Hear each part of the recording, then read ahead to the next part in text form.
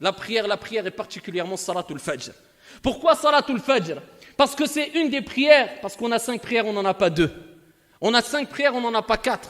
On a 5 prières, on n'en a pas 7 qui sont obligatoires. On a 5 prières. Mais parmi les 5 prières, si ce n'est la plus dure, difficile, la preuve que c'est pas à chaque fois qu'il y a une difficulté dans la religion qu'on doit éliminer l'acte d'adoration. Non, Dieu veut que dans certains actes d'adoration, il y a des difficultés. Le paradis est cher. Il faut goûter à certaines difficultés. On n'a rien sans rien, comme on le répète assez souvent, je pense. Eh bien, Salatul Fajr, elle est difficile à accomplir. Et c'est pour ça, que ce qui est difficile à accomplir, eh bien, on sait que cela engendre une récompense énorme. Plus la chose est difficile à acquérir, et plus la récompense sera énorme, incha'Allah tabaraka wa ta'ala. Salatul Fajr, elle est difficile à accomplir, mais elle renferme d'énormes mérites qui, pour certains des mérites qu'on va évoquer, sont propres ou ne sont propres qu'à Salatul Fajr, parce qu'elle est plus dure que les autres. Et il y a Salatul Isha aussi qui est difficile. Mais Salatul Fajr est beaucoup plus difficile, comme on le sait toutes et tous, et on le sait avec ce qu'on vit tous les jours. Surtout dans certaines périodes de l'année où Salatul Fajr est très tôt, Salatul Isha est très tard, c'est difficile. Mais Dieu veut nous éprouver, et veut que tu prouves ton amour que tu portes par rapport à ton Seigneur Tabaraka wa Ta'ala qui t'a créé pour l'adorer. Et as-salat, c'est une ibada. Faire du bien autour de toi, c'est une ibada aussi. Aider ton prochain, c'est une ibada. Te comporter de la meilleure manière, c'est une ibada. Mais l'acte d'adoration pratique, le plus important, c'est as-salat. Et parmi les prières les plus importantes, c'est Salatul Fajr. Et c'est pour ça que le prophète alayhi afdalus salatu wa askat taslim ayyuhal akhyar nous a rappelé l'importance dans beaucoup de textes de Salatul Fajr, ainsi qu'Allah Jalla wa Ala. Et il suffit de dire qu'Allah Jalla wa Ala ne jure que par ce qui est d'important et de grand.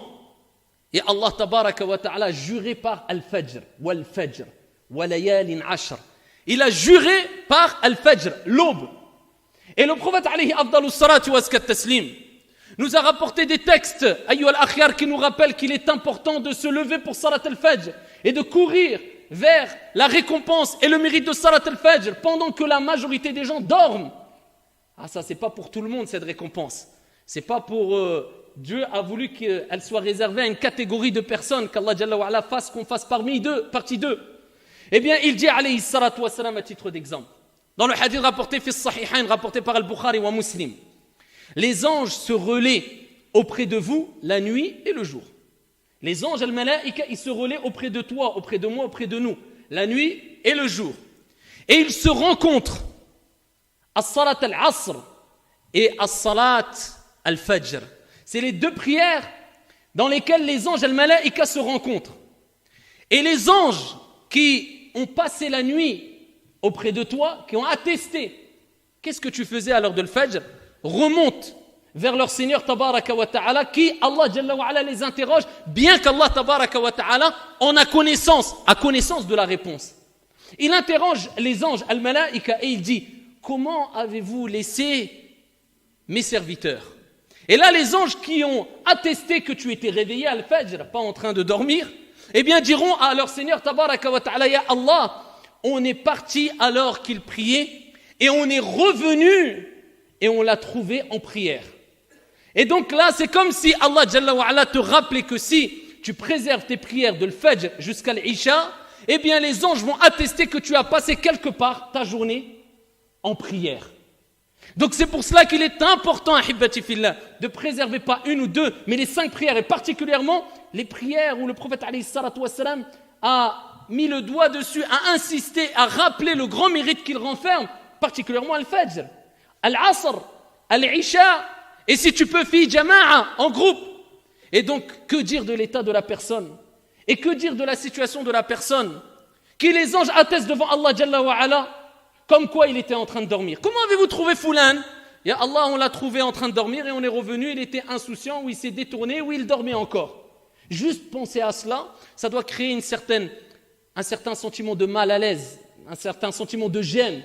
Ici, ça doit te pousser quelque part à te sentir un peu irrespectueux quelque part vis-à-vis de ton Seigneur Tabaraka wa Ta'ala. C'est la moindre des choses. Le prophète alayhi afdalus salatu wa askat taslim, il nous dit Bashiril masha'in, encore pour Salat al-Fajr, annonce la bonne nouvelle à qui? À ceux qui se dirigent vers les mosquées, qui marchent al-masha'in. Laquelle bonne nouvelle? Bin nouri tam, d'une lumière complète. Yawm al-qiyamah. au jour de la résurrection. Quand les gens sortent ici de chez eux et ils se retrouvent dans l'obscurité, dans les ténèbres de la nuit, eh bien sache que cette obscurité se transformera, incha'Allah tabaraka wa ta'ala, en nour, en lumière, au jour de la résurrection, le jour où les gens chercheront de la lumière. Mais tu auras de la lumière par rapport aux bonnes actions, par rapport aux œuvres que tu auras accomplies ici-bas. Eh bien Allah, il te dit, quand tu te lèves le matin et que tu te retrouves dans l'obscurité et tu te diriges vers un endroit pour accomplir la prière, eh bien cette lumière sera une lumière, cette obscurité sera une lumière pour toi, yawm al-qiyamah bi-idhnillahi tabaraka wa ta'ala.